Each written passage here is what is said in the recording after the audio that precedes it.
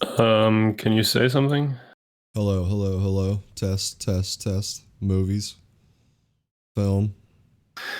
It's hard to tell if the audio is good because the echoing is really hard, but I think Right. it's good. I think so. Doesn't really matter. How have you been?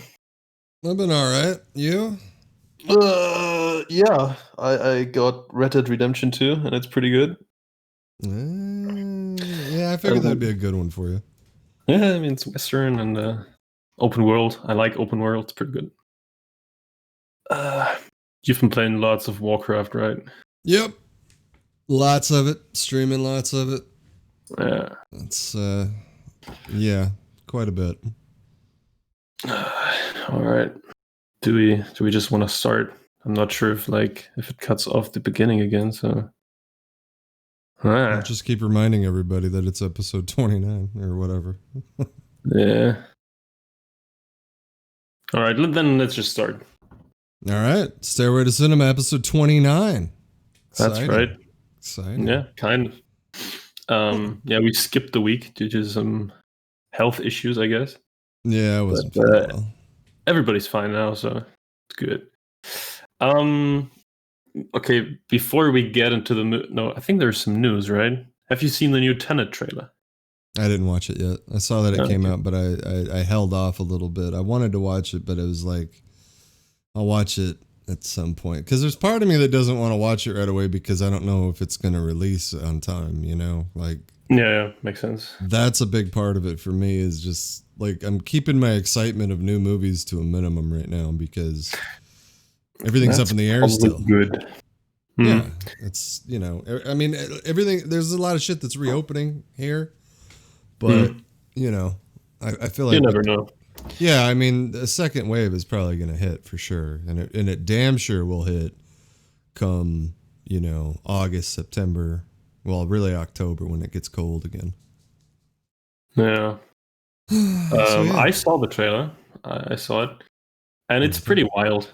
I still don't really get the concept. It's kind of. I mean, it's Nolan. It's kind of out there. Hmm. Uh, but yeah, we'll see. I'm a bit skeptical. Like for me, the concept looks a bit like it could be too crazy to make sense. Hmm. But yeah, it's kind of creative. So I guess we'll see. Yeah, I think part it's of me gonna be a is good movie. part of me I think will continue to stay away from it just because Yeah. I I mean, you don't want to have to see it. It doesn't really tell you that much. right, but the way the brain works sometimes though is you can connect the dots from a trailer sometimes, and I just want to I don't know. Yeah. I don't know. When it comes to Nolan stuff, I like to know as little as possible. Yeah. That right. Um, I don't think we mentioned that last episode. And I don't think it happened yet at that point. Jerry Stiller died, Yep. Yep. the dad of Ben Stiller. I have no connection to him, honestly, so can't really Hu- say much. Huge connection for me. I feel like I grew up watching King of Jerry Queens. Stiller. Well, not so much King of Queens, but Seinfeld. Seinfeld, he's Oh, hugely remembered on Seinfeld. King of Queens, he was great, but King of Queens is nowhere near what Seinfeld was. Even to this day, Seinfeld is still, a big deal in some circles. So yeah. it was kind of sad to see that, but everybody gets old. So Yeah, I think it was like 90. So yeah, not, yeah. I mean, not if that you he what died young. I feel like once you cross 80, you're kind of knocking on Right. the door either way. And I actually think he died of natural causes. So Right. that's rare. Yeah, So it wasn't a coronavirus thing, which is good. that's good. Yeah. Do you have any other news? Because I think that's it for me. There was some news. There was some news, and I cannot for the life of me now remember it. It was something. Oh, that's the big news for me this week. Finally, because of the fans, because people wouldn't let it die, Oh, yeah. I know what you're talking about. because people would not let it go. The fans finally get to see the fabled Snyder Cut of Justice League next year, 2021, on streaming. So there's no theatrical release, none of that shit. I think it's a brilliant move on their part just to do it streaming and not do this theatrical thing because I think that would hurt it, you know. Maybe. But yeah, I'm completely stoked about that. I'm not so sure. I guess I'm gonna see it, but I'm not hugely hyped about it because I didn't like Justice League at all. So Yeah, I mean, not well, sure what I didn't the like, Snyder Cut changes. no, I didn't like Justice League at all either. But the thing is I liked, this is for the fans of the Man of Steel, Batman v Superman, storyline that was really cut heavily from Justice League. Like Justice League, it was a different movie before the studio stepped in and Joss Whedon stepped in, and they did not deliver at all. So yeah, that's true. So yeah, I think I'm for sure I'm gonna see it because it's interesting how different it is, but not like excited or anything. Totally stoked. Totally okay. stoked. That's good. So before we get into the movies we saw or I saw, I did something stupid. I had this idea. I dropped it pretty quickly. Do you remember when I did my Oscar picks for last year? Right, the ones that should have. Yeah. Okay. And now I just had the idea of, Oscars of all time, which is super stupid and impossible, but I tried it anyway. Do you want to hear my picks? Sure. Some of them. I didn't finish it. Like after like 20 minutes, I dropped the idea because it's just not possible. Everybody wants to know costume design. That's the big one. Oh, sound editing and sound mixing. I didn't include sound or editing or something, but I do have costume design. I'm not sure. So for best picture, I tried. Whoa! Let's build it up here. What do you don't just go directly into best picture. Come on, man. Good call. Yeah. So let's start with best visual effects. I only have two picks. It's both science fiction. It's Blade Runner 2049 and Interstellar. Those are my picks. I know, very good. Pretty good. I mean, I'm kind of known for my lists being shit, right? Yeah. No, not necessarily. I mean, it's a tough one, visual effects, because I think of a lot of science fiction movies. I think of a lot of fantasy movies, and then I immediately start to think of the ones that I feel like are dated. Right. I actually thought about Empire Strikes Back or something like that. That was groundbreaking at the time. But can you really compare that to something like Interstellar? And I mean, like with that, I don't know. I feel like the Blade Runner is a good pick, but Interstellar feels very contained. It feels a little bit more contained because there's a lot of ship action in there. True. I mean, you got the black hole. You got some good planet action. Yeah, I mean, it goes in the category, but there's a lot of other ones, I think. Yeah. That's a tough one.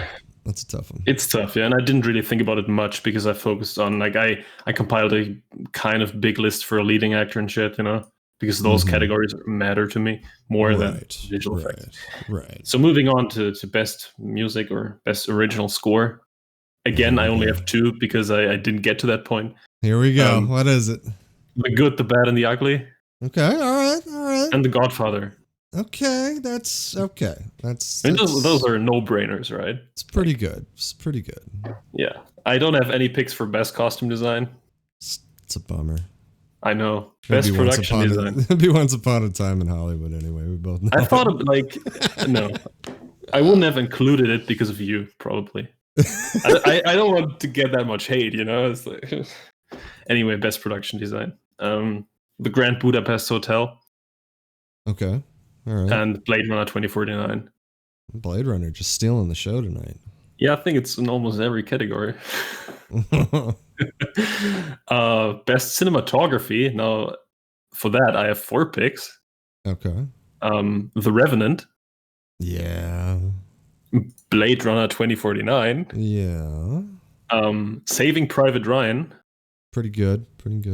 And this is not all of these would have made the nominees list, but those are just all the ones I had in closer choice, So I included The Duelists by Ridley Scott because that had really impressive cinematography, but it probably wouldn't have made the nominees list. Anything Roger Deakins touches, I'd probably put right, like No Country for Old Men or the Assassination of Jesse James movies. Like The another those are one- really good. Another one too is like Shawshank, amazing Oh, yeah. fucking cinematography, and then shit. I just had a movie on the tip of my tongue, and now it's gone. American Ninja. Yeah, groundbreaking. Right. I would cinematography. have had American Ninja in best editing category. Like, it's crazy good. Everyone Anyway, should see it. Everyone should see it. It is actually a good time, but it's not a good movie. No. Best adapted screenplay. The Shawshank Redemption. Ooh, that's a solid pick. I know. 12 Cuckoo's Angry Nest Men. though. Cuckoo's Nest, you know. I didn't get to that point, so You know, Might it's have an made it. adapted screenplay. I mean, I'm just Yeah. throwing it out So, there. 12 Angry Men. I mean, The also a good- Godfather is adapted as well. Oh, I forgot about that. Did you put Godfather under original? No. Okay. Just making sure. For adapted, I also have The Graduate and Frost Nixon. You know, Frost Nixon, Yeah. huh? I don't know about that one. Yeah, like if I actually took the time to complete this fucking list, Mhm. I would have had like 20 nominees, you know? 12 Angry to Men choose- is good though. I like Yeah. I like that one. Even Inglorious Bastards. I mean, I'm surprised that. Well, no. That's not adapted though. Right. Right. But Godfather though, Godfather doesn't make it. Yeah, right. That should have made it. Yeah, that's true. Yeah. The best original screenplay. Mm. I have 6 picks. Okay. Pulp Fiction. Okay. There's one. The Sixth Sense. Okay. The Usual Suspects. Yeah. All right. Yeah. Rain Man. Rain Man's pretty solid. That's a different one than I expected. So yeah. Yeah, I know. The Royal Tenenbaums. Yeah. And Good Will Hunting. Good Will Hunting. It's pretty good. Yeah. Pretty good. Was it hard not to put more Tarantino in there? Because I feel like there was going to be more. Like, I mean, I thought that I had to include one of his, and I just chose Pulp Fiction. Like, I didn't want to just put all his movies into one category, you know. 3 of them would be hard for me. Even Django would be hard to discard because it's got Inglourious incredible Bastards, dialogue. of course. Reservoir Dogs. Inglourious Bastards, Reservoir Dogs, and Hateful Eight. Because Hateful Eight, like I said, has just grown on me big time over time. So, yeah. So this is kind of embarrassing. Okay. I have only 3 picks for Best Actress in Supporting Role. Well, You know, we've that already wouldn't have stayed established like that. Yeah. We've already established you don't respect, female leads and stuff like that. Don't say that, please. I'm gonna have to edit this out, man. Come on. I'm just get kidding, all the everybody. email. I'm just kidding, everybody. I like to give Amin a hard time. Yeah, that's good. I like that. We're men, okay? It's Right. easier to, I don't know. Don't say anything, please. I know. You already know automatically. Like, okay, let's just backwalk it. Best Actress in Supporting Role. Julianne Moore for Boogie Nights. Yeah. Amy Adams for The Master. And Mm-hmm. Lupita Nyong'o for 12 Years a Slave. Ooh, solid. Those are my picks so far, but I'm not going to complete this list, though. No Louise Fletcher from One Flew Over the Cuckoo's Nest. Oh. Damn. I think she was actually nominated for Best leading. actress. Yeah.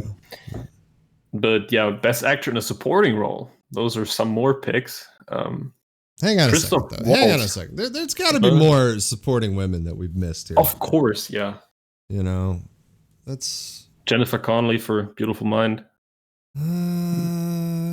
she wasn't lead? No, good question, actually.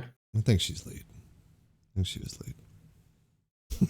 I don't know. Oh, yeah, Kate Blanchett for The Aviator. Yeah. That should have been. That would have been a big one. Yeah. Anyway, Best Supporting Actor. Christoph Waltz for Inglourious Bastards. That's an obvious one. For Django, both of them. No, I had him only for Inglourious Bastards. I see. Javier Bardem for No Country for Old Men. Okay, all right. Heath Ledger for The Dark Knight. I know you don't like that. Bit of a homer there. Nick Nolte for Warrior. That's a good one. Yeah. That's a good one. Okay. Christian Bale for The Fighter. Yeah. Yeah. Willem Dafoe, The Lighthouse. Wasn't nominated though, Yeah, I know. so it doesn't count. It does count. It's not from all nominations. It's from all time, no matter what. You know. Edward Norton, Primal Fear. You don't have anything to. Okay. I mean, there's a lot you could do because I mean, you got De Niro in Godfather Part 2 as well. That was a supporting. Oh yeah, I forgot about him. Actually, he's not on the list. And also, I know you haven't seen the movie. I don't think you have, but Glengarry Glen Ross, I would have to put Jack Lemmon and damn near the whole cast in there. But Samuel Jackson, Pulp Fiction as well for me. I fucking love him in that. Oh yeah. I actually have 3 more picks. Oh, Ray Fiennes, Schindler's List. Oh, yeah. Totally. I also have Sylvester Stallone for Creed, which would not have made the nominees, but I just, thought that was good. Philip Seymour Hoffman for The Master, of course. And the last one I had was J.K. Simmons for Whiplash. Oh, yes. Good pick. Good pick, Ahmed. I would also give Julianne Moore a double nomination for Magnolia. So. Oh, yeah. And then I'd probably give Tom Cruise the best supporting for Magnolia. Oh, yeah. That's a good call, actually. And I'd probably give Tom Cruise a supporting for Rain Man as well. Huh. So, yeah. I know. Really makes you think, doesn't it? So, Best Director. That's a hard category to evaluate for me. That's a tough one. Yeah. I just thought about, like, when I got the feeling that the movie as a whole was very, like, it's just overall really good, Mm-hmm. There's almost no flaws and stuff. I thought, like, maybe Best Director. So I have Quentin Tarantino for Pulp Fiction, of course. Can't go wrong. Bong Joon-ho for Parasite. Mm-hmm. Martin Scorsese for Goodfellas. Ooh. Sergio Leone for The Good, the Bad, and the Ugly. Now, this is a weird one. David Lean for Lawrence of Arabia. The fuck? Dude, it's a good movie. All right. Clint Eastwood for Unforgiven. I like that one. And Denis Villeneuve for Blade Runner 2049. That's all you got, huh? Yeah, so far. No Francis Ford Coppola, Godfather Part 2. No Milos Forman for One Flew Over the Cuckoo's Don't Nest. blame me for not including anyone here. It's like, it's not a good list. That's a big one, though, because Godfather Part 2, Yeah, we'll get to that when we talk about that. I would even have to put Darabont in there for Shawshank as well. Yeah, true. So, Best Actress in a Leading Role.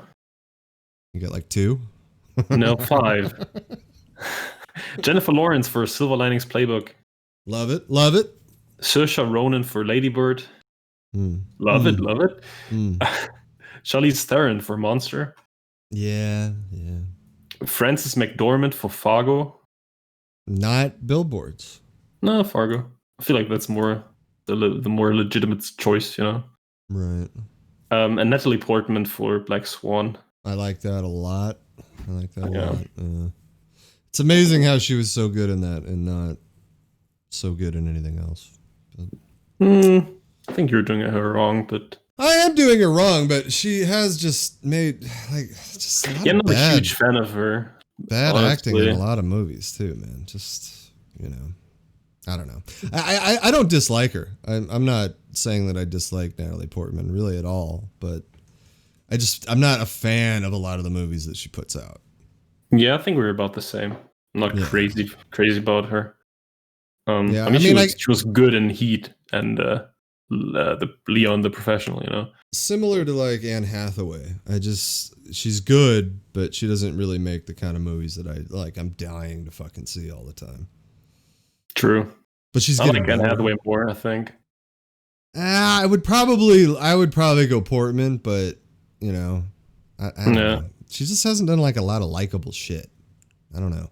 But Black Swan, I fucking love her in Black. I love that movie. So yeah, I know. Yeah. And you also like Vincent Castle. I do. I love him in that role. I like him in Ocean's 12 as well. I love him in that. He saves Ocean's 12 for me. I've said it before. Yeah, probably, but Ocean's 12, yeah, didn't leave that big of I an like impression Ocean's to me. 12 more than 13. I don't. Oh, really? Yeah, I don't care for 13 that much because I don't like. That's around the disliking of Pacino time for me. What? Okay. Yeah. Disliking Pacino, that's outrageous. That's just. I know, but that's when just every Pacino role was just. I don't know. Yeah, he had a weak 20 years, you know? Yeah, just he didn't really. I feel like De Niro, because you always compare the two. You just true. do. I feel like De Niro stepped out of his realm a lot more, and De Niro's his ability to pull off comedy. Pacino can't do. Yep, comedy. that's true. That's true. Totally. So yeah, best actor in the leading role. Here we go. Casey Affleck, Manchester by the Sea. Mm-hmm. Daniel Day-Lewis for Everything. I chose There Will Be Blood. Can't go wrong with that. Al Pacino, The Godfather 2. It's really hard with Daniel Day-Lewis, though, man. Yeah, so many good performances. Fucking roles there, man. That's some good roles. I really want to see The Last of the Mohicans again, because that's like his worst performance, though. Just but just the feeling. I don't know. Like it's a good movie, but I have watched it like 5 years ago. The movie's awesome, and it's like the most un-Michael Mann movie out there. So. I don't think you're a big Michael Mann guy. Generally not. But I mean, that was in the 90s, and I also like Heat. So. Right. Heat is more Michael Mann, though, is what I'm saying. Like, okay. that's Michael Mann. That's when he's like at his best of when he's a man. When being Michael Mann. But Last of the Mohicans, like, that was a different movie for him, but it's a good period piece. It's, that movie's fucking awesome. But Daniel Day-Lewis, me and my family, we used to make fun of him. Like in some of the scenes that he's in, he was so bad in some of those scenes. It's weird. That's hard to believe, actually. I mean, I don't know who to blame there, because he's such a method actor. So I don't know if he was just too in it. But I actually can't imagine Daniel Day-Lewis acting bad. It's when you do watch it again, just when you get to the waterfall scene, you'll know what I'm talking about. Okay. Yeah. All right. Leonardo DiCaprio for The Aviator. Ooh. Jack Nicholson Not for the Wolf? No. Huh. Jack Nicholson for One Flew Over the Cuckoo's Nest. Yeah. Jake Gyllenhaal for Nightcrawler. I like that one. Underrated. He wasn't even nominated here. We've said it before a million times, man. He was robbed that year, man. Robbed. Dustin Hoffman for Rain Man. Yeah. Joaquin Phoenix for The Master, not Joker. It's weird how often I included The Master, even though I don't like it. But it's very good acting. Colin Firth for The King's Speech. And the last one is kind of a personal pick. Robert Mitchum for The Night of the Hunter. Hey, did you miss anybody here? Probably, for sure. I mean, I didn't do it that long, so. Oh, also supporting Joe Pesci, Goodfellas. I gotta represent the Pesh. Yeah. Anyway, best picture. Finally, we're here. I have 7 picks so far. The fucking juice. Pulp Fiction. Ooh. The Good, the Bad, and the Ugly. Yeah. The Godfather Part 2. Yeah, Part 2. Blade Runner 2049. Yes. Parasite. Mm-hmm. Gladiator. That's probably the least, like the worst pick, probably. I don't know if it's worse because it's a good movie. Yeah, right. And the last one is Gladiator gets your fucking blood flowing when you watch it. Right. When he tells him who he is, and he, the husband to a murdered wife. That line, you get the blood going there. And the last pick is The Lord of the Rings 3. Yeah, that's a terrible pick. What? Okay. I'm surprised. That's the only appearance of Frodo that made the list here. It's too bad. It wouldn't have made any acting awards. You didn't want Sean Astin for supporting? Can you please not hate? Hell of a performance. That Mr. Frodo scene. Whew. Yeah. Yeah. I should watch them again. I'll let you know how I Yeah, you feel. should. Anyway, let's move on to what we watched actually. It's been a lot Shawshank for didn't me. make the cut, you know? Dude, don't blame me for this list. I told you it sucks. How does Hollywood not make the list though? How does it not? Did you just want to avoid the discussion? Maybe. I've given up. I'm not a hater. You know? Yes, you are. But I will say this. This is an interesting thing I've been thinking about. I think Parasite might degrade over time. Oh, okay. Yeah. I think that like when I saw it, it was jaw-droppingly awesome. But I just watch it again. Yes, but I got a great memory. I mean, I could play the whole fucking thing in my head right now if I wanted to. But the point is, I just feel like the uniqueness of it might degrade. That's all I'm saying. Okay. Yeah. Well, we'll see about that in a few years. Did you watch anything? Almond. You know, What? I said almond. I wish that I could, that's how people talk to each other in movies. You know, you have to say their names over and over. Right, so the audience knows, yeah. Yeah. So, thank you, Dirty Irish. I would have really liked to have brought something to the table today. As you know, I had 2 weeks. And, and you watched nothing. We looked at Netflix many times. We looked at Amazon many times. I looked at my library many times. And you didn't choose to watch The Wrong Missy with David Spade? No, I heard about this, though. Yeah, I didn't watch it, but two of my friends did, and they rated it 1 out of 10. That's fucking... Oh, I do have my hands on a copy of Capone with Tom Hardy, which... I heard that sucks ass. When I first looked at the IMDb, when I was, getting this film, it said 8.3. I swear to God, dude, it said 8.3. I wanted to screenshot that shit to you. Because when I saw the trailer to this, I thought, this is going to be... I don't know, man. I was just like, there's this feeling of like, this doesn't look good to me. Like I never saw the trailer. Like it just looked a little overdone or something. Like there was just like over the top. There's the word I'm looking for. Over the top. And since like then, like it's dropped like 4.8 or some shit. Yeah. So that's really bad. I'm going to watch this because I need to see why. Yeah, that's interesting. But no, I watched like 2 more seasons of Survivor and a lot of drama on YouTube. So right. So no.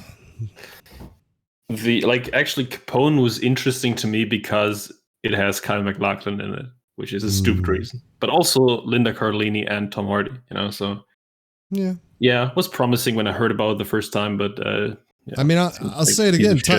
Tom Hardy's still a draw to me. You know what I mean? He's still he's still a draw to me, but his choice in movies has not been. Yeah, lately it's kind of weird. Yeah, it just doesn't look good, that Capone movie, but also Venom. You know how much I did not like fucking Venom. Yeah, totally agree with you. Yeah. So, I bought some movies, and I have not seen them yet, but I just wanted to tell you. Okay. Some of them I've seen. We'll get to that, but I bought El Mariachi and Desperado combo pack. Yeah, as one DVD. Nice. I bought Misery. Ooh, nice, good pick. And I bought The Fisher King, but I have not seen those yet. Okay.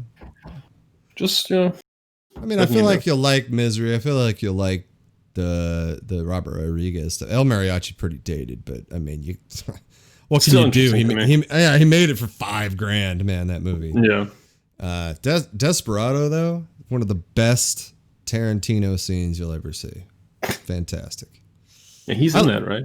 Yeah, dude. I love Desperado. I think Desperado is one of Rodriguez's finest moments. I think it's really over the top, but it's still good. It's not Machete over the fucking top. But all right. But The Fisher King, though, that's the one I definitely would be most curious to see what you think of that one. Yeah, got it for $5 as a Blu-ray. Yeah, because you either talk to people that really like it or they don't really care for it. Like from experience, I feel like I like Terry Gilliam's style. He again, a director though that has had some fucking weird movies. Like his the Brothers Grimm was a terrible movie. I don't know if you Yeah, ever I think watched like that. in the last 20 years, his movies haven't been that great. Like his Yeah, last, like for me, I haven't seen them all, but for me, it feels like Fear and Loathing is his last big good movie. which was amazing. Yeah, right. And I feel like But he was the one director that could pull that pick probably. off. Yeah. I've seen the Man Who Killed Don Quixote, which was weird and not like it's not very good. But yeah, I Was mean, that the documentary or the? no. That He was actually finished that then. right. Yeah. He like I think he wanted to make that for like 25 years and never Yeah. got the budget or something. Yeah. And now he finished and it's not really that great. I mean, Adam Driver and Jonathan Pryce are kind of good, but I mean, it's just Yeah, it it's was a very supposed to weird be movie. supposed to be Johnny Depp, and they filmed a lot with Johnny Depp because there's a didn't know that. documentary. I think it's called The Man from La Mancha or whatever the documentary is called, but it's very in depth on how that movie just went to shit. So I did see though that what you're talking about, and I didn't know if it was like he actually completed or not. So it does sound like he finally did. He did, yeah. Complete his fucking opus there. That's not what it is, though. It's weird when these directors have these opuses and it's like a story that you just could not give a fuck about. True. Yeah. Avatar. Avatar. Yeah. So I watched like 20 plus movies in these 2 weeks, as you would expect. But it's so many rewatches, and I don't want to get into them because I rewatched almost all movies from a certain director. Jesus. Yeah, but we'll get to that. First, we'll start with the weakest one I've watched, which is a movie that I don't think anybody has heard of. Maybe you. I'm not sure though. It's called Farewell, My Lovely, from 1975. It's a noir movie with Robert Mitchum, Charlotte Rampling, Harry Dean Stanton, and one of the first roles by Sylvester Stallone. He doesn't even talk in the movie, and he's very young. So it was kind of funny. And this movie feels very dated. I was just gonna say old to be a dick, but yeah, like I think it's set in the 40s, and it's like this private detective played by Robert Mitchum. He tries to find the girlfriend of some man who hired him, and like it turns out to be a very complicated case. You know, it's not very original, I would say. It's kind of dark and violent, and I like that it's not particularly politically correct. You know, it's very much 40s with racism and shit, you know? Well, it was made in the 70s too, so you're all free and clear, like well into the 80s for, not politically correct shit. Robert Mitchum was pretty cool. But yeah, I don't know, it's not a bad plot, but it's just kind of forgettable. It's very slow, not that exciting. What about for the time though? Like, could you put yourself in the time? It doesn't feel like a 70s movie. It feels actually older than that. Okay. I don't know. Also, the one thing, the German dub sucked. Like, I had to watch in German because Amazon didn't have the English version. And I don't know, it has a lot of Mitchum's voiceover, and the German voice for him just didn't fit at all. So that was kind of terrible. Yeah. It's a watchable movie. It's not too long, but I don't know. You don't miss anything if you never see it. So, it's kind of, it's funny that you say that because Mitchum has such a distinct voice too. Mitchum's voice, you know what it sounds like. So, all right. I don't know if that dub would work. No, it didn't fit at all. Just, I don't know. Also, the dub in the 70s wasn't like in generally not very good. Yeah. I mean, nowadays it's pretty good. Anyway, next movie, another old movie, even older than that. I watched 20,000 Leagues Under the Sea. Okay, classic from 1954, an adventure movie with Kirk Douglas, and I liked it, but it's still the second weakest movie I've watched. It's a Disney movie. I mean, it's a Disney movie, yeah. And like these days, I'm not sure if Disney would make something like that. Probably. The old Disney movies are like. I mean, the nostalgia purposes, I like them, but other than that, they have a feel to them when you're watching them. Do you want to tell the folks at home what it's about? Do you remember? Not really. I just remember Captain Nemo. Yeah. Like it's about this ship with like a professor and his companion go on a ship to investigate the disappearing of a few ships in the South Pacific, and they think it's a monster, but it turns out to be this very technologically advanced submarine under the command of Captain Nemo. Mhm. And like their ship gets destroyed, and the professor, his friend, and Kirk Douglas, who's like the harpooner of the ship, they all end up on the submarine, and then there's adventure happening. Like there's some cannibals on an island, slave trade, something, and a giant squid. You know, it was kind of cool. A little dark for Because Disney. it is a little dark, yeah. And I like the adventure feeling it has, and I like the ocean vibes and visuals. That was cool. Like it actually aged pretty well. Do we need a remake? No, I don't think so. Also, I think it's hard to replace Kirk Douglas because it's a fantastic role. Like he made the movie for me. It's such a fun role for him. Just but cast yeah. Michael Douglas. It's the same thing. You know? Yeah, but I mean, Kirk Douglas at the time was like 40. No, I used to. It's a little older than that. So. No, I used to love telling my grandma that because she likes Michael Douglas, but she loves Kirk Douglas. And I used to say, "Oh, they're the same," and she'd be like, "No, they are not the same." And it's I know they're not the same. I just used to say that to fuck with her. You know what I mean? Right. I haven't seen much with Kirk, but I think he's a little cooler than his son.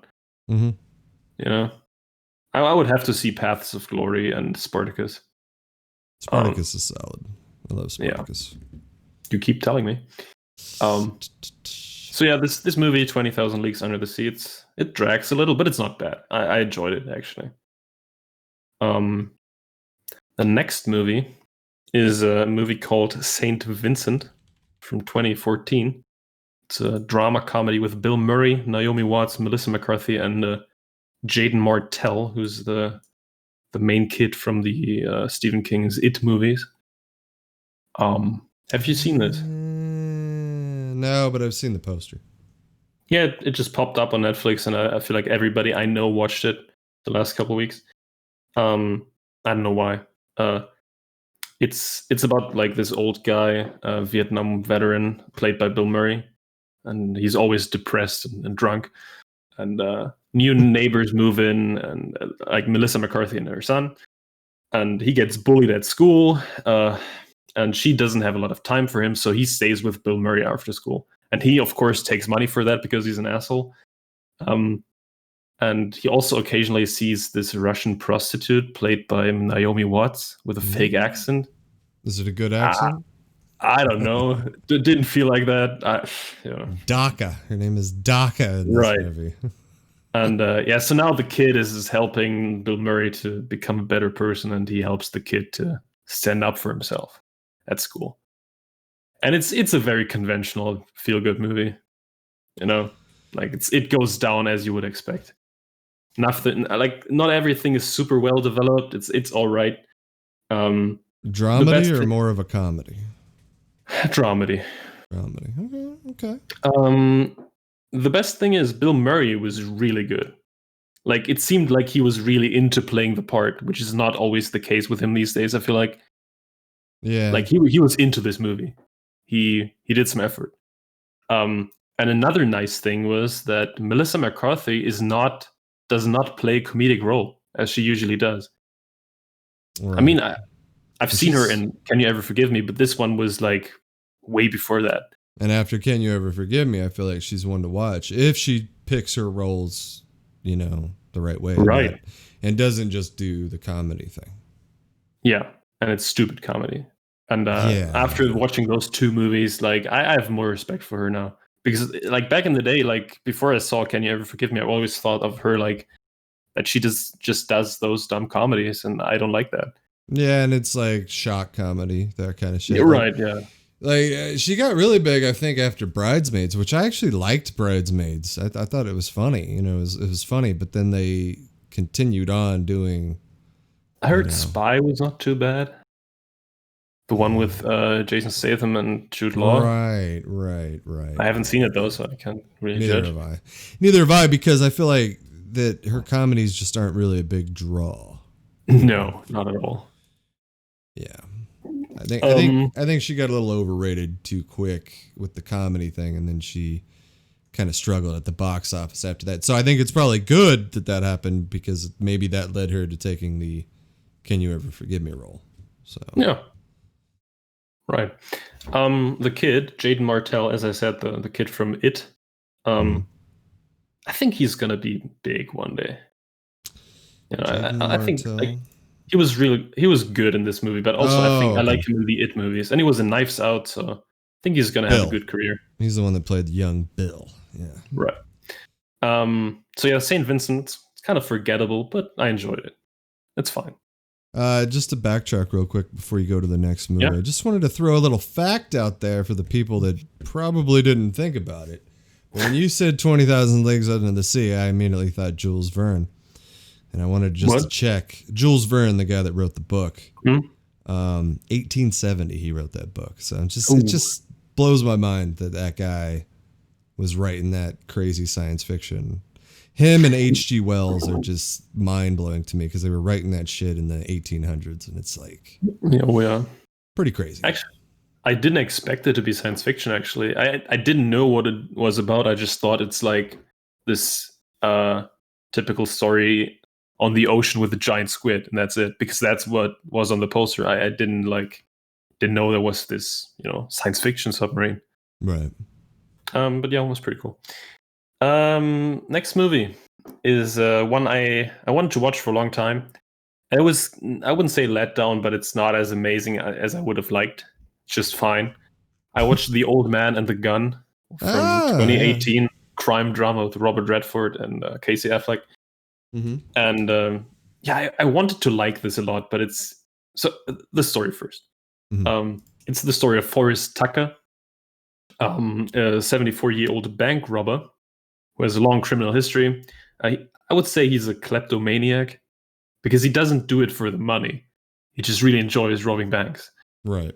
And he does it quite differently than other people. Like, he's always polite and friendly. He's a real gentleman. Mm-hmm. And on his trail is a police detective played by Casey Affleck, who doesn't really care about that case that much at first. Nobody really does, because Robert Redford doesn't really harm anybody. Right. I think that's a cool premise. But I don't know, there's just not much happening. It's mostly about Redford getting into a relationship with the woman he met, and which I liked. Right, that's probably why I liked the movie, because I just enjoyed the story of watching this old man. Plus, just in the back of my mind, just thinking that, it's Redford's last go probably added to it a little bit as well. I think this was supposed to be his last movie, even though he appeared in Endgame, as we all know. Yeah. But I think this is really his last starring role, acting role and shit. Yeah, right. And I think it's a good movie to end his career. I agree. It fits. I agree. Yeah.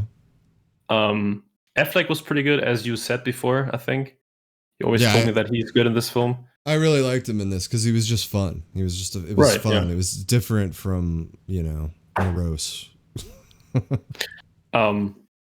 It's just, I don't know. It's a very slow movie for 90 minutes. It's not that exciting. It's not that long. Yeah. I don't know. For me, it's a good 6 out of 10. It's like I wanted to like it, but I wasn't really that into it, even though it was alright. Anyway, I liked I remember I liked. Was it towards the end where they kind of show all his escapes and shit? Yeah, I love that. Yeah, that was really cool, actually. Yeah. I think also it's just I love escapes. I love. Oh yeah. I don't know. That's why Shawshank is such a big deal to me too, because even in Shawshank they talk about the Count of Monte Cristo, and that is the first book that I ever read as a child, was the Count of Monte Cristo, and I don't know. There's just something about a man being imprisoned and shit, having to get out. I love that shit. That's why I like prison movies in general too. I do too. Also, fun fact: Tom Waits and Danny Glover also in that, as side roles. Yeah, yeah. It's just kind of there. Yeah, I think Danny Glover snitches on him in the end. Anyway, don't want to spoil it. I think you're gonna like this. The next movie I saw is a classic. This is one of the movies I bought as well on Blu-ray. I watched an action fantasy comedy from 1986 called Big Trouble in Little China. Oh, is this the first time you've ever seen this? Yes. Oh my god. By John Carpenter. Yes. And I tried to write down the story, but it's really hard. Like, it's about truck driver Jack Burton, who often drives to Chinatown, San Francisco. He gets involved in something. Like, the girlfriend of his Chinese friend, Wang, gets kidnapped by some secret cult that wants to sacrifice her so that the leader regains his body or something. She has green eyes. Right, that's the reason. She has green eyes. Yes. It doesn't really make sense, and it doesn't care about making sense, and that's what's great about it. And it didn't have to. Yeah. Right. It's so over the top and wacky. Like, it starts off pretty grounded, actually, like the first 20 minutes, and then it just goes insane. You're like, what the fuck? Yeah. Yeah. That's really when the three dudes show up, right? Yeah, those guys who just come from the sky and have weird sorcery powers. And it has so many wacky kung fu fight scenes and mayhem. It's a good time. I especially like this underground world it created, like this cult thing under San Francisco. That was cool. Right. There's I'm sorry. Yeah. The effects were surprisingly good. For 1986, too. Right. And this movie, I think They Live by John Carpenter came out after that. Mm-hmm. And I feel that feels much more dated than Big Trouble in Little China. Yeah, this is one of the movies I point to, too, when I talk about 1986 as one of my, favorite years. Mm-hmm. I don't know, man. It just this movie, blew up when I was a kid. And I'm happy that it became this cult thing too, this movie, because like there's comic books now that continue the story, crazy shit like that. I love Kurt Russell as Jack Burton. He's the coolest. But not only Jack Burton, but is it David Hong or no, James Hong? James Hong is David Lopan. I love Lopan. He's fucking weird. Actually, totally I think weird. You once painted that guy, right? Yeah, that's one of the reasons. I saw that painting recently. I don't know where, but then I for the first time recognized the guy. That was cool.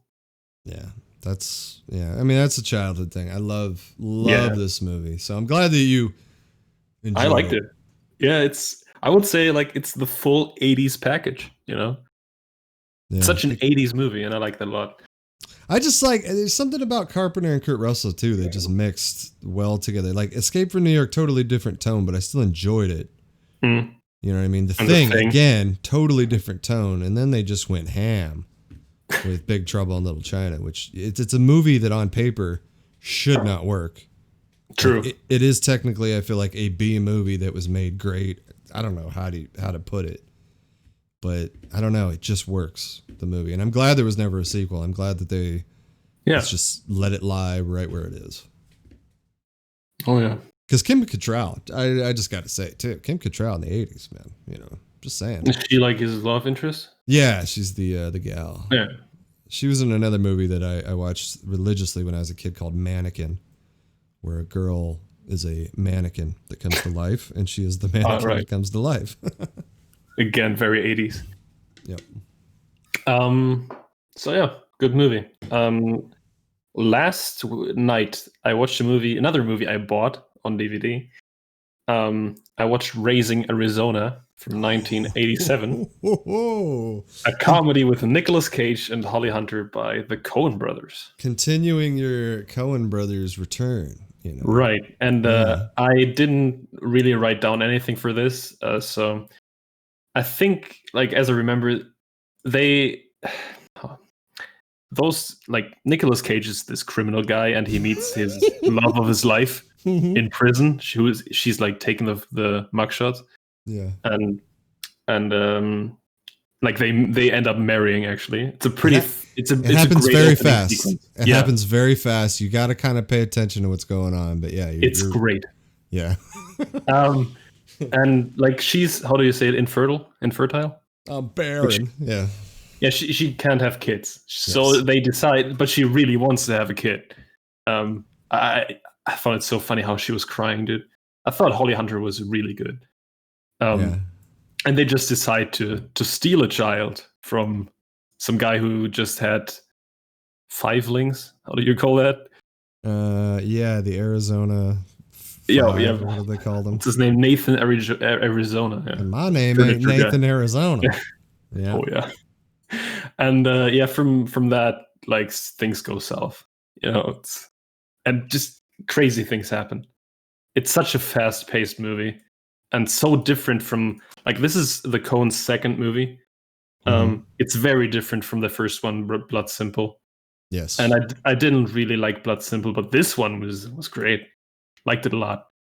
Yeah, I always point to Raising Arizona like as one of the, because I watched it when it came out, and I just, the one thing that I always loved about Raising Arizona is how they do this long ass fucking opening, and then it's like 20 minutes, I think, where you see the title of the movie. You know, and it's like, it's one of those moments where you look over like, what the fuck? Like, now they're gonna show the title. I always like that, but Nicolas Cage, opening is great. Yeah, and I think Nicolas Cage, this is one of his best movies, honestly. I think he's fucking phenomenally, I don't know, he's crazy, but he's also, he's not overacting it. No, like, and he's just so likable too, man. Oh yeah. Like when I was just scrolling down while you were talking about it, when I saw his name again, H.Ab McDonough, I just called Hi. It's I don't know, man. I love when the Coen brothers write a comedy and they pull it off, because some of their comedies has not been on the level of this or Big Lebowski, but like their jokes are just, they're different, you know. True. Distinct style.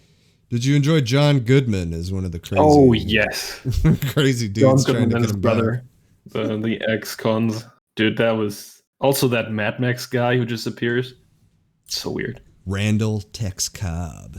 Yeah. Also, dude, the movie was very funny. Like, it's a very good comedy. So, and it's Even also to very this day, short. too.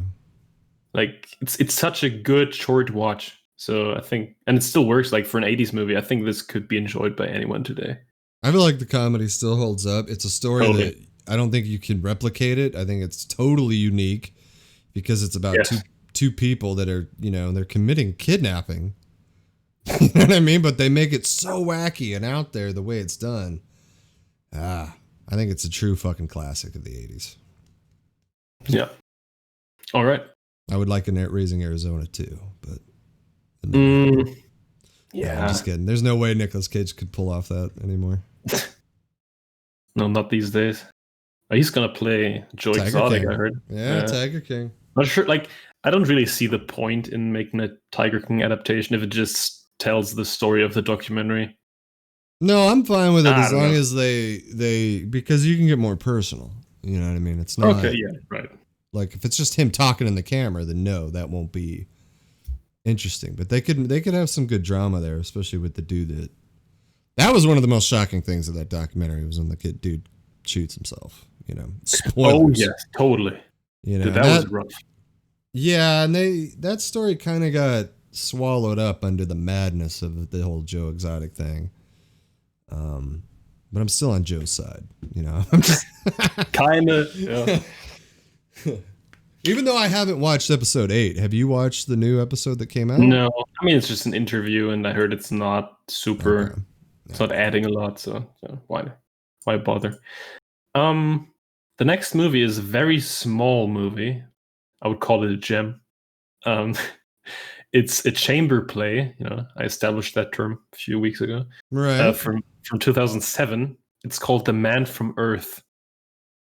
Have you seen that?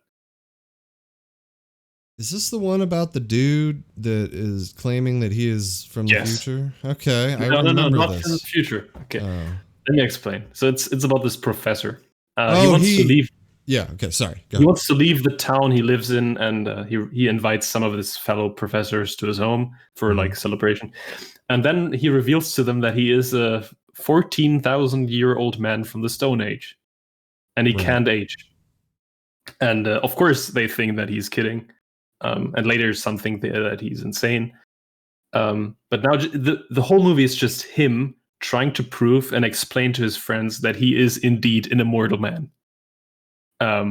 And with that premise, they discuss the history of mankind and religion and big questions of life. Mm-hmm. And it's such an interesting concept, dude. It is an interesting concept. I remember it felt very low budget too. It's very. It does very, super. Like the camera totally sucks. This movie doesn't really look good.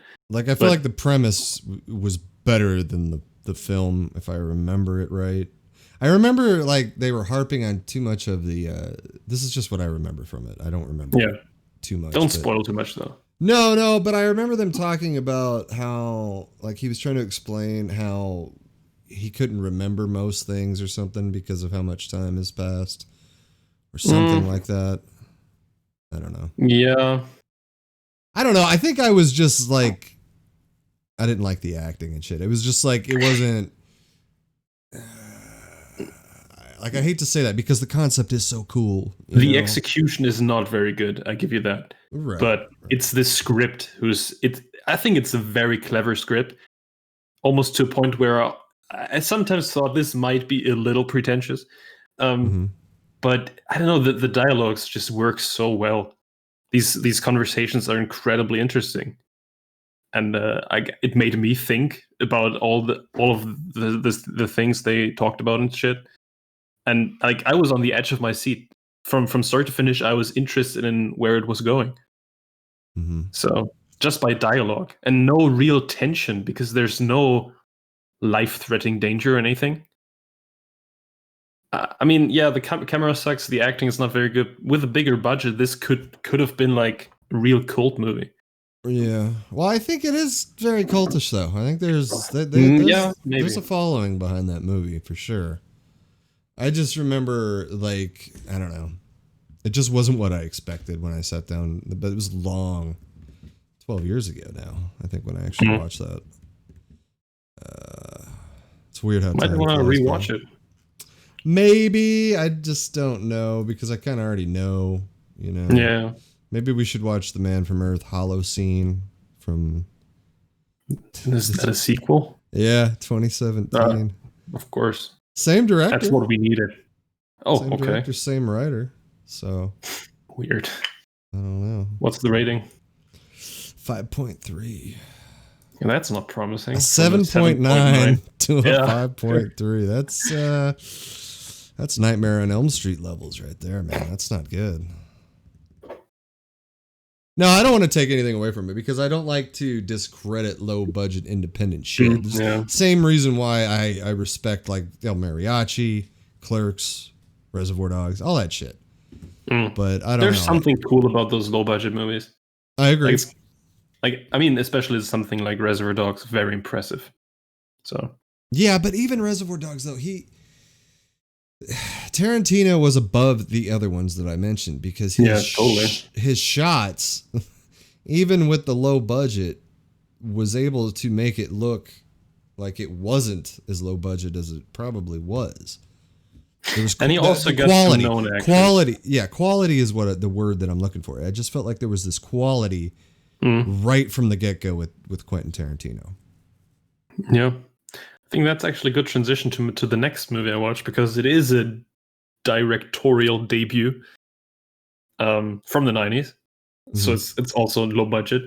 I finally watched Bottle Rocket by Wes Anderson from 1996 with Luke and Owen Wilson. And now I've seen all Wes Anderson movies, and I think that's a pretty cool thing. So, I didn't really understand the beginning, I think, but I think it goes like this: after leaving a voluntary mental hospital, three friends want to go in a career of crime, and they make a simple robbery. They rob a bookstore, and then they go on the run and hide at a motel. Where Luke Wilson's character falls in love with a housekeeper. And ultimately, they want to meet with Owen Wilson's old coworkers to do another robbery. So like they're they're pretending to be real gangsters, but they're not really. Like, it's very, very silly. Mm-hmm. But also very lighthearted. Like it's a very comedic plot, you know. When's the last time you've seen this? Oh, I saw it when it came out. Oh, Probably okay. seen it twice since then because I do enjoy the movie. This was the this is the world, you know, first, you know, seeing Luke and Owen Wilson, you know. Mhm. I really like Luke Wilson. I've always Yeah. liked Luke Wilson. Owen Wilson, I like. I think Owen Wilson's actually probably more impressive Oh, as an dude. actor. I love Owen Wilson. Yeah, but Owen Wilson also in some movies though, not Wes Anderson movies. This is what I'm talking about. Right. I Like, the don't. reason I love him is Wes Anderson. Yes, completely. This is one of those actors that for me doesn't really work outside of this director. Like I just Because everything. they're Like school I think, friends. yeah, I think I like maybe Meet the Parents. I kind of liked him in that, but Oh yeah. but other than that, like I feel like he just kind of played the same fucking role over and over and over. You know, whereas I don't know, Wes Anderson, he gets to the comedy. You know what I mean? He brings out what the talent that Owen Wilson has is what I'm trying to say. Yeah, and Owen Wilson also co-wrote some of the movies by Wes Anderson. That Right. helps, I guess. Right. Yeah. I think Owen Wilson really is the best thing in Bottle Rocket, like the best actor. Yes. Dignan. Like Yeah. his performance is amazing. I think like it's so fun. For me, it's like Rushmore is Jason Schwartzman movie, right? Life Aquatic Yes. is Bill Murray's movie. Tenenbaums is Gene Hackman's movie, and Bottle Rocket totally is Owen Wilson's movie. Like, this is where he shines. It's probably also his biggest role in a Wes Anderson movie, except for maybe The Life Aquatic or Darjeeling. I don't know. I don't know what I'm saying. Yeah, Did you like it? like totally. For first movie, this was really good. I liked it more than Rushmore, I think. Yeah, I kind of give it. I kind of agree with you there because Rushmore blew up when it first came out. There was a lot of people that was all about Rushmore, like in the film circles, is what I mean. And it was mainly because of Bill Murray, not so much of Jason Schwartzman. Even though it is a Schwartzman movie, Bill Murray with that asshole that he played in the movie, you know, kind of stole the show a little bit in the scenes that he was in. But I remember seeing Rushmore and thinking to myself, he wasn't in it enough. So I think that's where it falls short. And I don't really care about Schwartzman's pursuit of the woman as much. You know? That's true, yeah. I just didn't. I didn't like connect with that. Me neither. I feel as like Bottle much. Rocket's plot was more my thing. Bottle Rocket is just fun to me. Like, Right. I always thought, because it's funny when you say when you first started it, it was confusing because it is one of those movies that's like it just expects you to understand what's happening, kind of, you know, because they're just. But yeah, it's a good flick. I think it's a. And like you said, it's just a good first movie because it kind of similar to Tarantino in the respect that there is quality about it. It doesn't seem as low budget as it should be. No, but it's still, I would say this is probably Wes Anderson's most normal movie, if you can even say that. Oh yeah, because he hasn't become Wes Anderson yet. Right, the camera isn't really that precise yet. I haven't seen a lot of symmetric shots. The center frame. Yeah, right. Also, the set design isn't that detailed and shit. Like, it's not crazy colorful. But definitely for me, I think it still has the typical Anderson vibes. Like, the characters are quirky and the humor is totally Anderson. Mm-hmm. So yeah, I really enjoyed it. It's still his sense of humor too. So like, yeah, right. That's why I would agree with you that it does feel like a Wes Anderson movie, but it's definitely not the Wes Anderson that he has become. Which, you know. Right. And I'm just gonna spoil it because I actually in these 2 weeks I rewatched almost all Wes Anderson movies. Okay. And dude, I'm looking forward to The French Dispatch so hard. Dude, The French Dispatch is gonna be great. What did you rewatch? All of them? Almost all of them. I didn't rewatch Isle of Dogs and Rushmore. Isle of Dogs? Yeah, the stop motion dog movie from 2018. Did I miss this? Oh, there it is. Isle of Dogs. Yeah, I watched that once, and that's been a while. See, I haven't. I don't remember Darjeeling that much. I would like to see Darjeeling again, and I'd never have seen Fantastic Mr. Fox, All which right. I know you. You know. Oh, and also I never saw the Moonrise Kingdom either. I don't know. Oh, yeah, we'll get to that in a few minutes, I think. Okay. But first, I finally watched it in shitty YouTube quality, but it was on YouTube, and I couldn't have found it anywhere else, so I watched it. A movie from 1992 by John Woo with Chow Yun-fat. Oh my god. Hard Boiled. That's the only way you could watch it, huh? Yeah, and like in Chinese with subtitles. And then like the quality was really bad, but I still really enjoyed the movie. Fuck yeah, like, man. It's actually like it's an action movie about these like I have nothing written down, but this is like this police guy and the undercover guy try to take down this drug boss. And like before I saw it, I thought it was just gonna be over the top action the whole time. Yeah. But I thought the plot was really good. Like it's a cool story, I think. I agree. And the action just, it's really over the top, but in a cool way. I mean, I've never seen something like this before. It's crazy, isn't it? You know, just that John Everything's Woo exploding. And he when he came to the States with Hard Target, Face Off, Mission Impossible 2, Broken Arrow, that kind of shit, you could still see shades of what he Face Off, I think, is the most John Woo movie that I would point to. But this early John Woo that you just watched, that is John fucking Woo. Oh yeah. And I definitely suggest A Better Tomorrow, The Killer. Bullet in the Head. Yeah, Bullet in the Head. I don't. That's the one I didn't see. That's the one I didn't see. But Hard Boiled was the one. That was the first one I ever watched. I picked it up. I was like, "What the fuck is this shit?" I picked it. It was at the video store. Hard Boiled, and I saw John Woo. I just saw Hard Target, so I was like, "All right, let's watch it." And I remember just like being blown away. It was one of those movies that I watched like 3 times while I had the tape because I just loved the fucking action so much with the twin guns. I love that yes. shit. I love that shit. Dude, the shoots, the guns really have impact. Mm-hmm. It's so good. You could see where like John Wick and those kind of movies, I feel like they take a little influence from John Woo a little Probably, bit. Yeah. Because he was definitely, I feel like, one of the first ones that just went like really fucking insane with with those fights and those shoots. And they were just I feel like they were well choreographed. They are. Okay, that's good to know that they held up then. I mean, they're super unrealistic, but that doesn't really matter. Like, people always roll and jump through the air and shit. He just didn't translate to the States as well as I had hoped. Like, his first couple movies, especially, like Hard Target, Broken Arrow, they had the dove shots, they had the slow motion, really way too much of the slow motion, way too much. Face Off, he got a little better. And Mission Impossible 2 is pretty terrible. So. Oh, yeah, that's true. Yeah. I've never seen the other ones. I've seen Mission Impossible, though. Not good. Well, that's other news, too. I don't know if you know the actor there. Mission Impossible, the next Mission Impossible will be 2 movies. Oh, okay. Yeah. Sorry.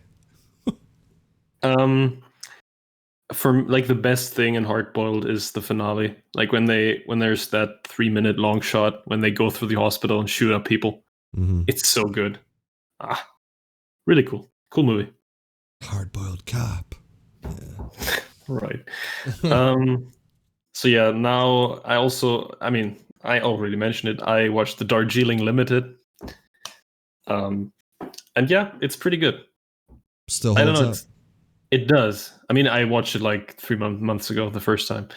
I just felt like watching it again, and I think that started my Wes Anderson rabbit hole for this week. I would say the Darjeeling, even though I really like it, it's one of the weaker ones, which for me still means it's an 8 out of 10. It's still pretty good, yeah. Yeah. I mean, Owen Wilson, Jason Schwartzman, and Adrian Brody are pretty good. But yeah. I know I can't really say much about it. I like the comedy. I like the visuals, Here's the big question that everybody wants to know. Okay. If you have to choose, You got Paul Anderson. You got Wes Anderson. And then you got Quentin Tarantino. And they're all looking at you like, which one do you want? What do you pick? Which one do I want for what? I don't know, man. I don't know. This is the pick. I already made my decision. My favorite director is Tarantino, but my number 2 is Wes Anderson. Ooh. And Paul Thomas Anderson is number 4 or 5 because there's also Martin Scorsese and Guy Ritchie existing, you know? Guy Ritchie, that's true. Yeah. And Guy Ritchie's back. Guy Ritchie's back. Right. So, but Guy Ritchie's filmography isn't as flawless as the other ones. No. I would say Wes Anderson, Paul Thomas Anderson, and Tarantino, and Scorsese too. Their filmographies are just crazy. Like no movie is really terrible. There's definitely a few Scorsese movies that I can think of. Yeah, but he also made like 30 plus. So, you know. Yeah. Kind of okay. Yeah. Yeah. So yeah, Darjeeling Limited, pretty good. Then I watched a documentary that was really cool. It's called Sad Hill Unearthed. It's about a few Spanish guys who dig up the graveyard in Spain, Almeria, where the finale of The Good, the Bad, and the Ugly was shot. Like the set, which was buried under grass. Yeah, I remember. And they were digging it up and recreated the cemetery. And it's such a cool documentary because I don't know, it's just so cool to see how much this means to some people, you know. That's right down your alley too, man. Right. Dude, it was great. All right, I got to ask though, why is James Hetfield in this? That was a weird one, yeah. Why is the lead singer of Metallica in this? Like I get why they put him in there. Metallica opens their show with Ecstasy of Gold, I think. Okay. Yeah. Which still is kind of weird because like in the documentary they start the documentary with scenes from a Metallica concert and they keep cutting back to that, and it doesn't really have anything to do with like, it's a bit of a stretch. Of course. Bit of a stretch, yeah. Right. It doesn't fit the documentary. But I mean, he also James Hetfield says some things about it and shit. I mean, the Ecstasy of Gold is what they played during the cemetery shot, though. So yeah, right. I mean, I guess they put it in there because of like what, you know, maybe James Hetfield just wanted to be part of it. I don't know. The legacy of Ecstasy of Gold, because I mean, one could argue that's one of the the best score ever too, right there. That particular note. Yeah, for me, it's called the trio. What plays when they face off, like when they have the Mexican standoff. It's even better for me. I like that even more. My dad played Ecstasy of Gold over and over and over when I was a kid. He was big on scores. So me too. I heard a lot of fucking scores. I mean, but I'm talking loud, dude. Okay, I'm talking 6 a.m. giant speakers blaring. Like it's time to fucking clean and work shit. You know? Oh boy, dude's a psychopath. You know, it's like you just wake up to that shit. Anyway. I'm sorry. I didn't mean to like get backtracked on the James Hetfield thing. I just like that's so weird. No, that's good. I would have said that anyway. Yeah.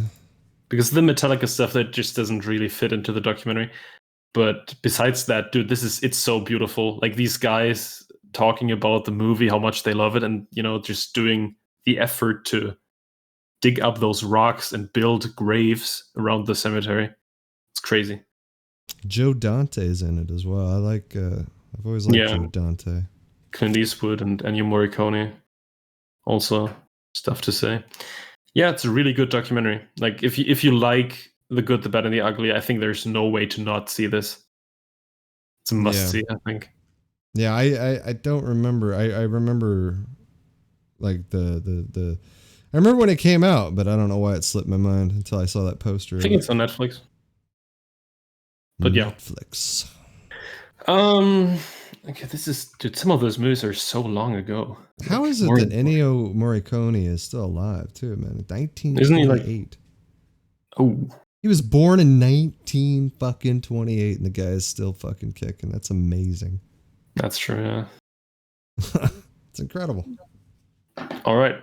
Next movie, I rewatched What We Do in the Shadows. Yeah. Mockumentary with and by Taika Waititi. Uh-huh. I don't have much to say. Like we already talked about it at some point. Just got Like it's renewed just for a third season for the TV show, which I oh yeah, have yet to watch. Are you me interested in too. that TV? Okay, good. I heard it's Good. good, so why not? I mean, I like So this have I. movie a lot. Yeah. Yeah. I mean, I just the idea of this like Exactly. fake documentary on a flat of vampires. It's cool. It's so fun, and I mean, Still holds they up. the way they handle those vampire cliches is very cool. Like, it's Yeah. very funny, and yeah, cool I movie. think my favorite was Vlago. Yeah, I know what you mean. You know the one I'm talking about. The one Viago, that, the guy yes, who the one looks that like Benicio thinks del Toro.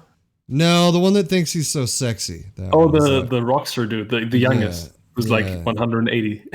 yeah. He's like, vampires are sexy. Yeah. But I love Taika in that though too because he's the clean I one. like them all. I mean, as I said, Yeah. the guy who looks like Benicio, he's funny too. Like the guy who's just torturing people and shit. I remember that movie was going to be great the second it started and they open up Vladislav's room too and he's got like that orgy going on. I was like, man, this movie is going to be fucking insane. And then, It of is. course, probably one of my favorite scenes is when they fucking start fighting and they hiss at each other like stupid asses. I love that scene. Also the werewolves. It's just Yeah. lots of great stuff in it. Yeah. And doesn't overdo it. Always like it's always funny. Taika's pretty solid. It's pretty solid. Yeah. Oh yeah. We'll see what he does with Star Wars. Mm-hmm. Okay, so now time for the foreign movie of this week, which in my case isn't a foreign movie because it's a German movie. It's called Soul Kitchen from 2009. It's Have I a heard comedy of drama. this? Okay. Never? No, I have heard of this. I don't know. Oh, okay. It's a pretty good movie. It's about this guy called Zenos, a Greek German who owns a restaurant, and like he serves low quality food, but his customers want that, and are loyal to him. Like he's just like regular shit food, right? Mhm. And things are kind of going bad for him when his girlfriend wants to leave for Shanghai. His back gets fucked after he tries to carry a dishwasher. His brother, who is in jail, harasses him and wants money. He also hires a new chef who is really good, but his food is kind of like it's good food, but it's not what the loyal guests want, so they all leave. And he doesn't have any guests anymore. And now he just has to fight for his restaurant and his girlfriend. And that movie has heart. It was very cool. It's a good German movie. It's not over the top. It's just very down to earth, cool, funny, good drama, interesting characters, and yeah, very cool. Not Soul much to say Kitchen. because Soul Kitchen, right? Yeah, I don't know if I'll get around to seeing Soul Kitchen. I don't know. I'm not sure if it's a must see, but I really enjoyed it because normally German movies aren't that great. Yeah, you don't really think of Germany as the. Also, German comedies are terrible most of the time. You said so. that. You've told me that German comedies are bad, which for some reason I believe that completely. Yeah. All right. So I watched another documentary, which was amazing. You probably heard of it. It's called Jodorowsky's Dune. Oh yeah. From 2013. I watched that I think a year and a half ago or some shit. Oh, okay. It's fantastic. I love it. I absolutely It's fucking about- love that. Where is he from? From Chile, I think. I can't remember. Alejandro Jodorowsky, Spanish-speaking guy. And he in the 70s he wanted to make Dune, and he's kind of a nut. Like, dude, that guy is. They show clips from the movies he's made, and it's just total insanity. I mean, he's also. I wouldn't say that he's bad though, because he's a real artist. It's artsy insanity, I would say. And he should have. And he wanted to use H.R. Geiger's shit for this too, right? Right. He hired a bunch of artists to design the costumes and the ships and stuff. And Pink Floyd would have made the soundtrack because he thought Dark Side of the Moon was so good. And David Carradine, I think, should have played Leto Atreides. And Jodorowsky's son was supposed to play Paul Atreides, Of course, of course. and the totally insane artist Dali should have played the Emperor or something. Like he had Salvador crazy, Dali. That was yeah, Oh wow. he had crazy ambitions, and yeah, like the movie would have been. He never read the book before he made the movie, and he just made his own drug trippy movie and wrote a script and a storyboard. But yeah, it never came to be because they couldn't get the money. But it's still fascinating how influential this never made Dune movie is. Mm-hmm. I mean, because of that, Alien exists and Blade Runner and shit. Yeah. So because like the artists who he hired all worked together on Alien, and yeah, it's a very cool documentary. I actually wouldn't mind watching it again because I watched it. It's on YouTube. Oh no, it's on YouTube in German. Okay, and never mind. It's okay. I'm sure I'll find it somewhere. Yeah, right. There's something else I was just thinking about too, because I like when they tell these stories about these movies that don't come to fruition. And they have so much to show. There's like, one so I much think. Storyboards. Yeah. There's one documentary I think Kevin Smith and Tim Burton where they're talking about the Superman movie that didn't get made. That's fucking great. Awesome documentary. Isn't it called The Death of Superman Lives? Yes, that's it. That's the one. I like that with one Nick too. Cage as Superman. Yes. Yeah. Would have been quite a spectacle. Like, don't you wish this would have got made though? Like, part of you just like kind of wish that. Like in the case of Dune, I think it's actually way cooler that it was never made. That makes it kind of more, I don't know, special in a way. Yeah. I wonder if there'll be any Denis Villeneuve little Easter eggs from. Oh yeah, maybe.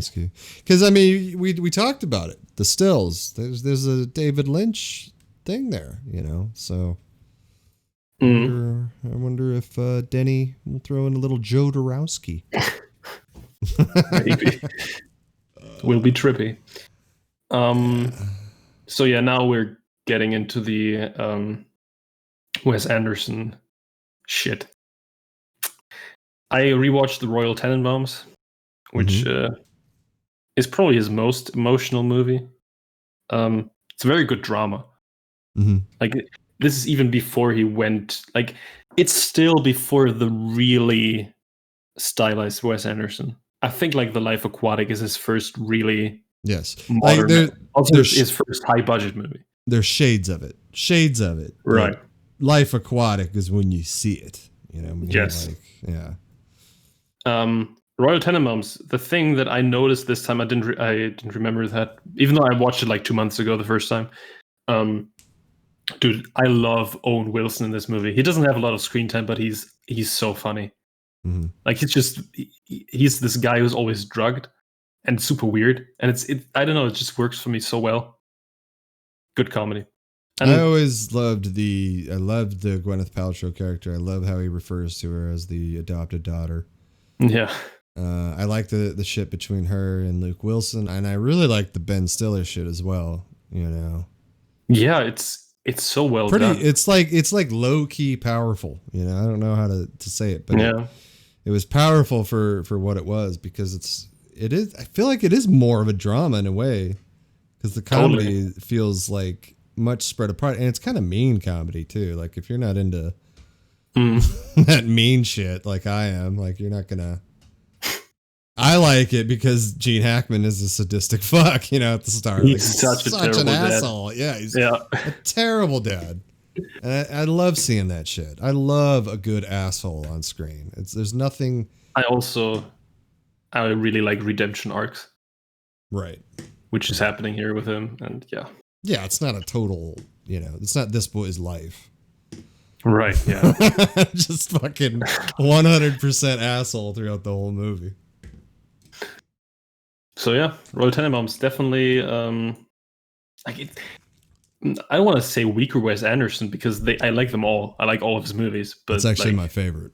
Yeah. I can see that, yeah. I mean, it's for me, it's an 8 out of 10, maybe even 9 out of 10 one day, you know. Like, it's a very good movie. But I like the other ones more. Yeah. I also watched Fantastic Mr. Fox again. I showed it to a friend, and yeah, still good.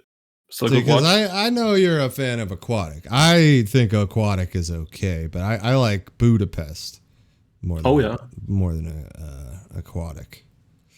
But I like the characters in Aquatic, though. You know, Yeah, I actually like Willem Dafoe in Aquatic. You know? dude, he's amazing. But also, I would say that Steve Zissou, played by Bill Murray, is probably his most iconic character. For Bill Murray? No, for Wes Anderson. I was gonna say, man, there's no way. There's no way. For me, it's Bill Murray's. It's my favorite performance by Bill Murray, even though I like him in all Wes Anderson movies and more than that.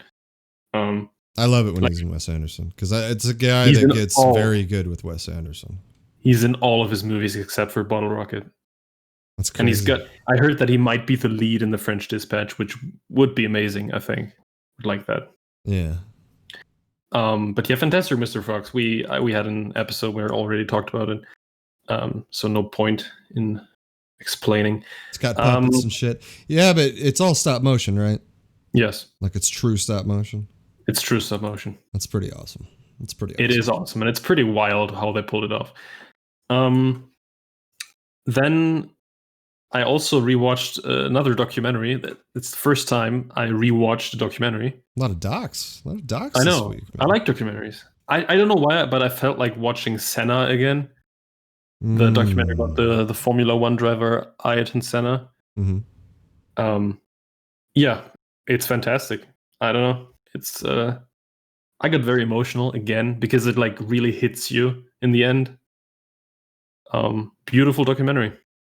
Does he die? I mean, that's a well-known fact. Yeah. I didn't know. Shit. I think I asked you last time when you told me you watched this.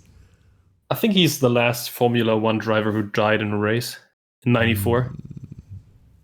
And it's so stupid. Like, his death is so unnecessary, and he was such a bright young guy. You know, just very, very soul crushing in the end. For the Formula One, though, that's a level of crazy though. That's true. Open wheel racing is a little, sketch. Dude, but he died due to some technical issues with the car. Ooh.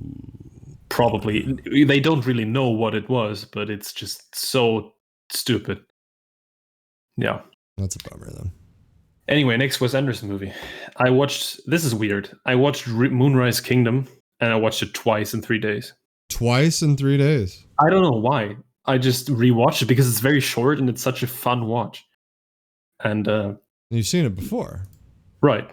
But that was like a year ago before I really dived deep into Wes Anderson. That was like beginning of this year. I watched Rushmore, Life Aquatic, and Royal Tenenbaums, and Darjeeling. But Moonrise Kingdom I watched like a year ago. And before I rewatched it the other day, I remembered it as being not one of my favorite Wes Anderson movies. Mm-hmm. I don't know. I wasn't really that into it when I first saw it. But this time I loved it. Especially, this is a small thing, but I think it's a great Bruce Willis role, which is not a given these days. Is he the lead? No. Oh, just he's at the top. There is no real lead. Okay, all right. Like, it's about these two kids, like a boy and a girl in the 60s on this remote island. And he's in the Boy Scouts, and his troop is led by Edward Norton, also fantastic role. And they just run away because they're in love, but even though they're like 12 or something. And like, they're acting like adults, and all the adults act like children, basically. Because everybody's making a huge fuss and they're after them and shit. Bill Murray plays the dad of the girl, and Frances McDormand is his wife. And I think in all Wes Anderson movies, Bill Murray plays kind of a depressed guy. And he's so funny in this. Yes. Yeah, so great actors. It's visually very pleasing. It's nice to look at because this is really like well-established Wes Anderson style. And it's very funny as well. Like, I think it's a great watch. Loved it. Yeah, I've always been curious about it because this is a movie that kind of like I didn't even remember it until Like when we started talking about Wes Anderson episodes back, when we started talking about Wes Anderson more. And I remember scrolling down just Moonrise Kingdom. It totally just kind of like Fantastic Mr. Fox. But I remembered that. You know what I mean? Like I remembered that. Yeah. But I don't know. He kind of got away from me a little bit until Budapest came back. So there was just that little area where I just didn't see his films. I recommend you checking it out because it's very cool to see a funny Bruce Willis these days, you know. Kind of hard to imagine. Right. I mean, he's not making jokes or something. He's also very depressed in this movie, but I don't know. He's just also very funny in some scenes. He used to be same with Ed Norton. He used to be pretty funny, you know, back in the day. Now he's just the whole 9 yards. No, not even that. I'm talking like John McClane, just that charisma, that charm, that, you know. The Last Boy Scout. Yeah, even Hudson Hawk. He's funny in Hudson Hawk. I don't know about that. But okay. He just, I don't know. He bums me out. Bruce Willis bums me out, man. He just feels like he was the life of the party at one point, and then all of a sudden just started talking about depressing shit or something, and now, like, you don't want to invite him to the party anymore. Like, that's kind of how I feel about Bruce Willis. I don't know. It's weird. I mean, I even liked him, liked seeing him in a shitty movie like Glass, just because it's not one of those dumb action movies he's making. It was a draw because it was the sequel. That was the draw for me. Right. It was like we finally get to see the sequel of Unbreakable. We get to see the David, whatever his name was. David Dunn. There we go. Classic double letter name for a superhero comic. Yeah. God, that movie fucking irritated me though, dude. Glass, yeah. Yes. A total bummer.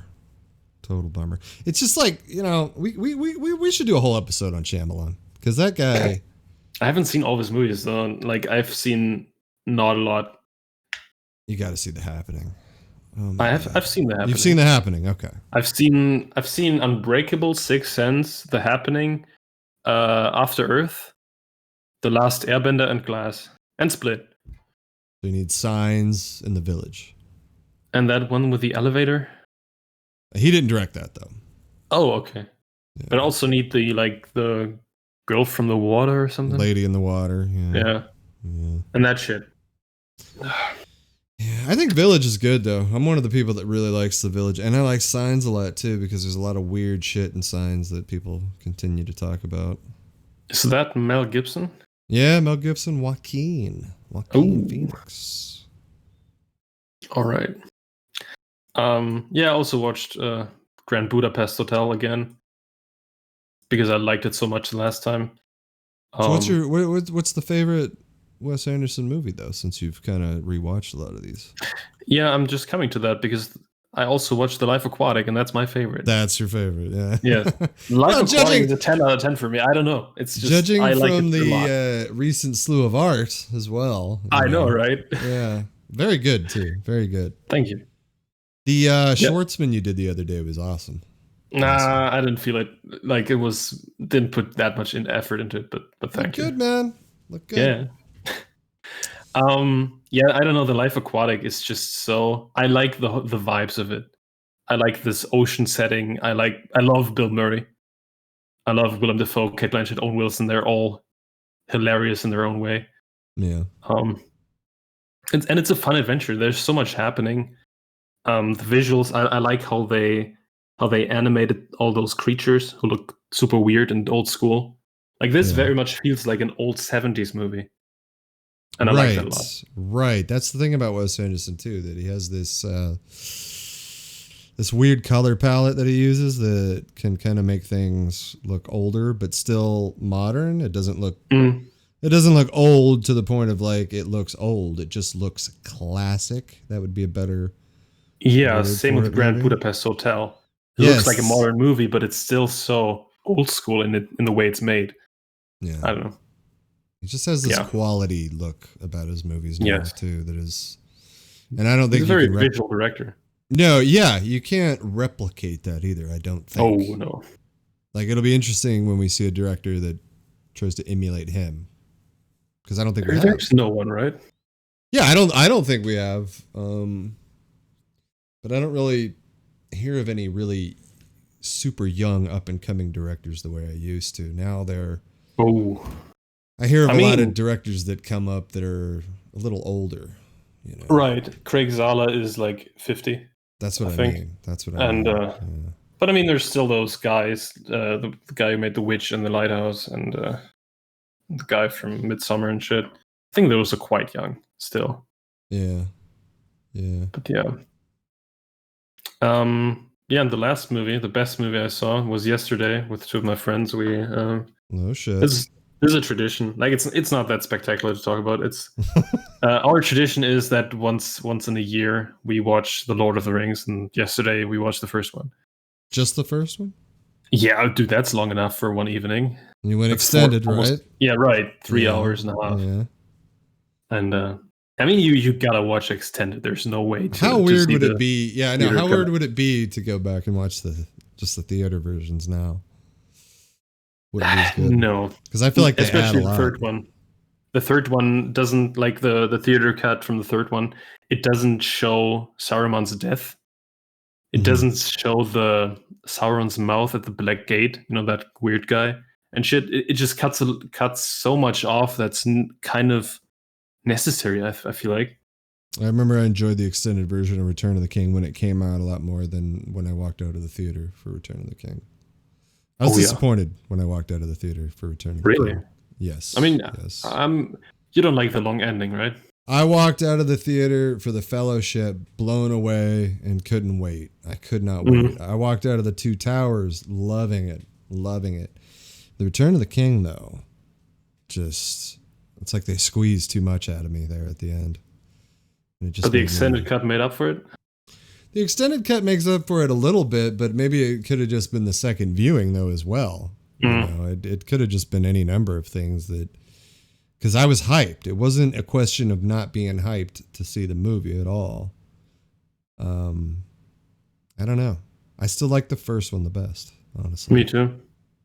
Because I love the whole, you know, I love that, you know, the all the different people gathering for this quest. You know, the first one has the classic adventure feeling, I feel like.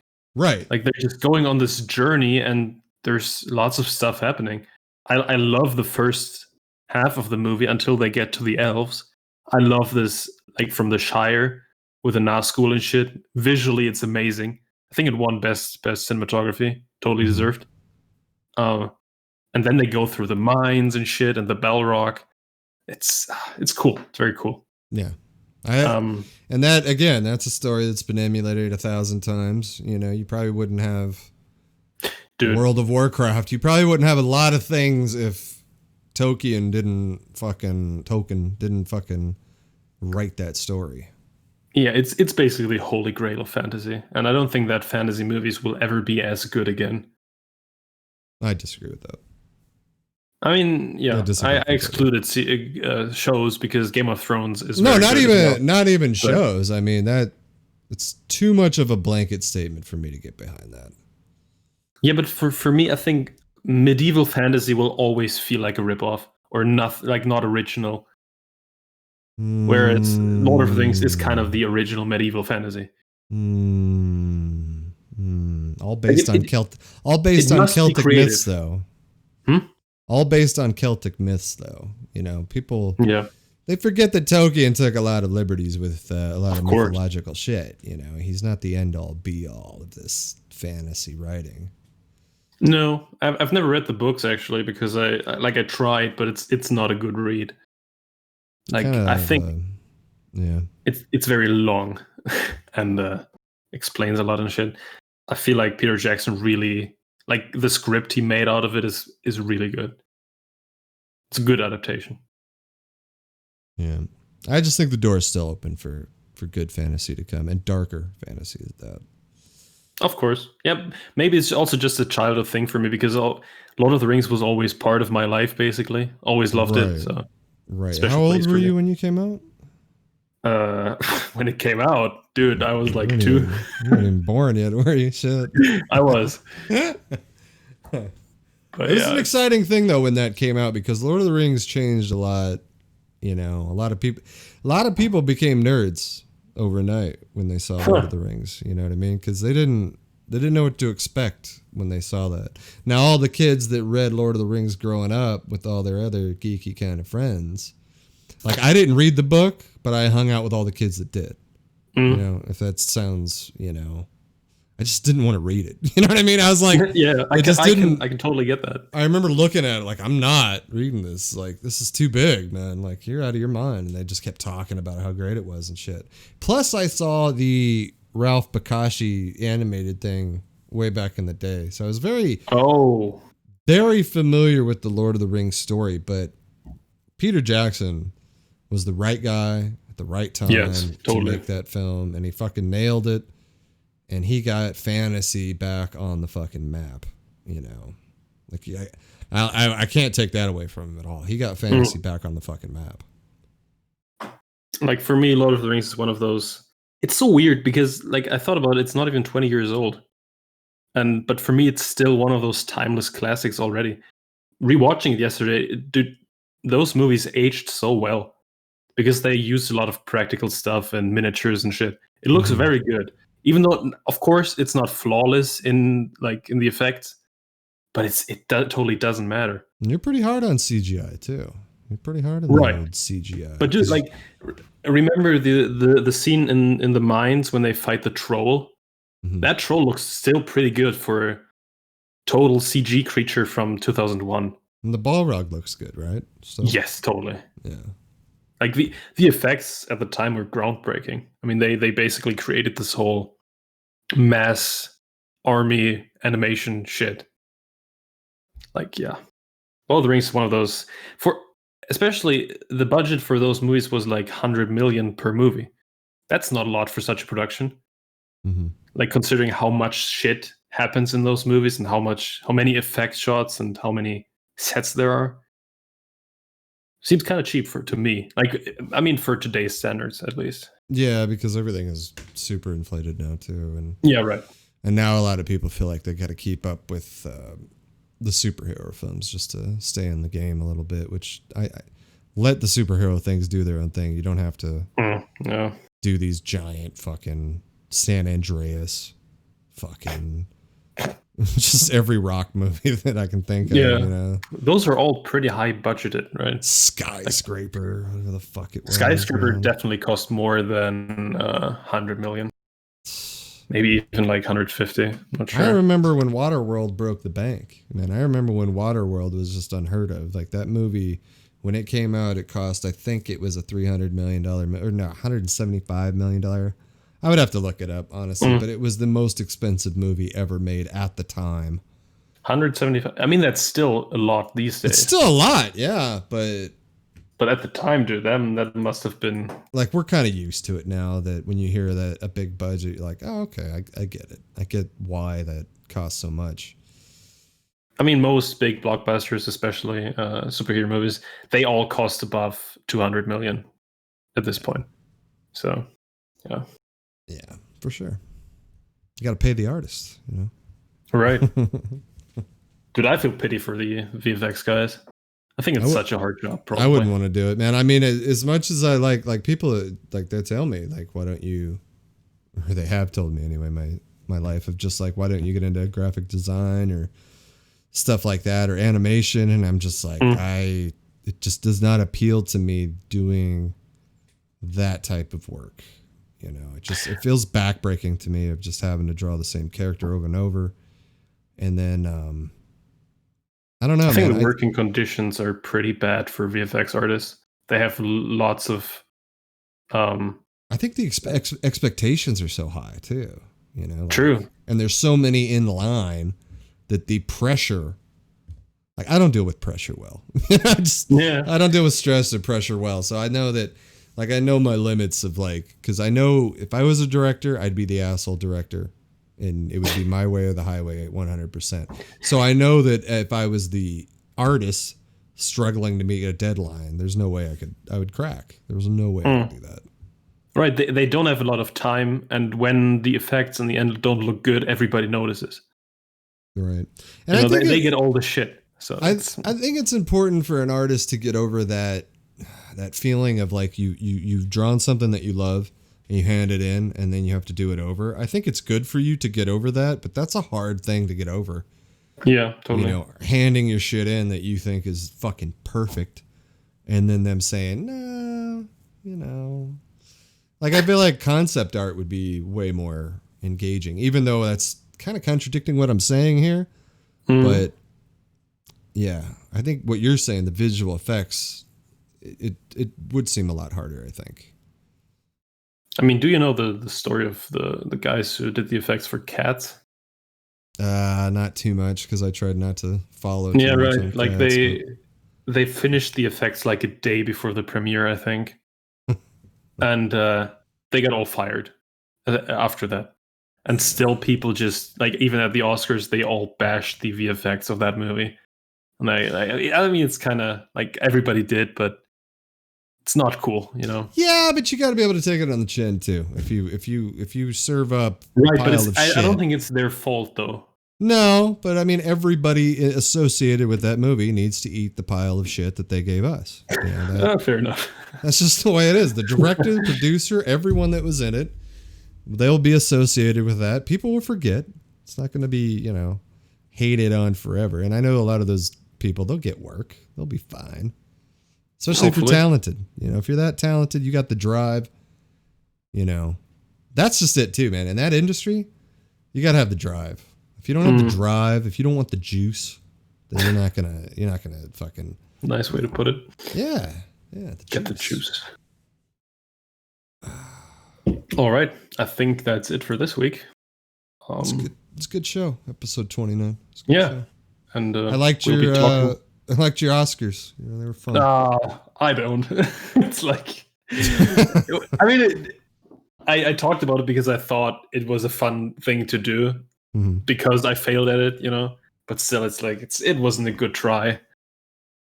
Still, I also thought about something like what lists I could do, you know. And I don't know, I had the idea of my favorite movie moments, but I think that's hard too. It's a good one though. Yeah, that's a lot probably. Yeah. Like for me, a moment could be like 10 seconds, you know. Yeah, anyway, that's more than a line. You know, you got to set the scene a little bit. Yeah. Yeah, I think then we'll be back next week.